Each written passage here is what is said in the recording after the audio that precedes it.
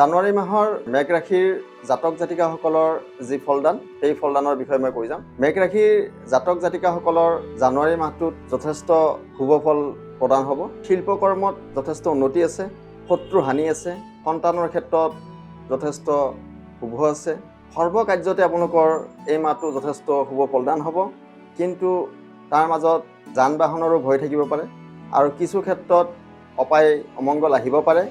যিহেতু জানুৱাৰী মাহত 14 জানুৱাৰী বুধবাৰ মন্দাকিনী, দধি সংক্ৰান্তি, মেজি দাহ, সূৰ্য অগ্নি পূজা হয়। কাৰোবাৰ যদি ৰবি গ্ৰহ অশুভ বা পাপ পীড়িত হৈ থাকে, তেওঁলোকে যদি সূৰ্য অগ্নি পূজাত অংশগ্ৰহণ কৰে আৰু সেই তাপ শৰীৰত লয়, তেতিয়াহ'লে তেওঁলোকৰ কাৰণে সূৰ্যৰ যি ৰবিৰ যি বেয়া গ্ৰহৰ অশুভ প্ৰভাৱ, সেই প্ৰভাৱৰ পৰা আপোনালোকৰ যথেষ্ট সফল পাব।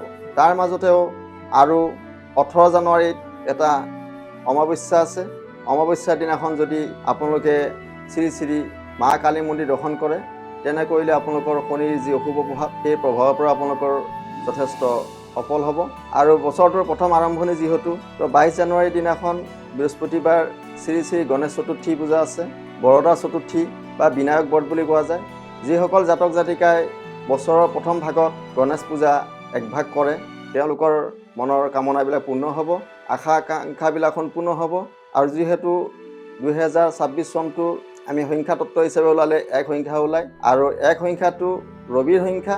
তো সেইদিনাখন যদি আমি গণেশ পূজাত ৰঙা ফুল আমি ব্যৱহাৰ কৰোঁ, তেনে কৰিলে গণেশৰ পৰা আমি যথেষ্ট সুখ সমৃদ্ধি পাম, ধন টকা পইচা আমাৰ ঘৰত আহিব আৰু ব্যৱসায়ত যথেষ্ট উন্নতি সাধন হ'ব। তো এই বছৰৰ যিটো প্ৰথম গণেশ পূজা, সকলো জাতক জাতিকাই যাতে গণেশক ৰঙা ফুলৰে পূজা কৰে।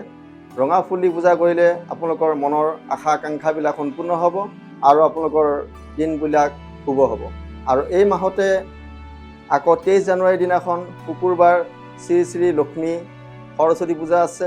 যিসকল বিদ্যাৰ্থীয়ে পৰীক্ষাৰ বাবে সাজু, তেওঁলোকে সৰস্বতী পূজাৰ দিনাখন মা সৰস্বতীক হালধীয়া ফুলেৰে পূজা কৰিব।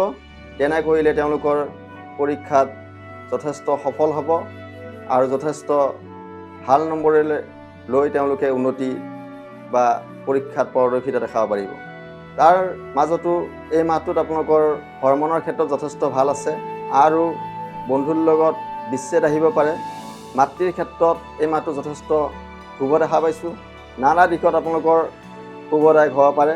তো এই মাহটোত আপোনালোকৰ এটা নিশ্চিত ফল প্ৰদান হ'ব। আৰু যদি গ্ৰহ দোষ আছে, তো এই মাহত গণেশ পূজা ভাগ কৰিব। যিসকলৰ বুধ গ্ৰহ নিচস্ত বা বুধ গ্ৰহ অশুভ গ্ৰহৰ দ্বাৰা পীড়িত হৈ আছে, তেওঁলোকে গণেশ চতুৰ্থী কৰিব। তেতিয়াহ'লে আপোনাৰ বুধ গ্ৰহৰ শুভ প্ৰভাৱ বিস্তাৰ হ'ব। ধন্যবাদ।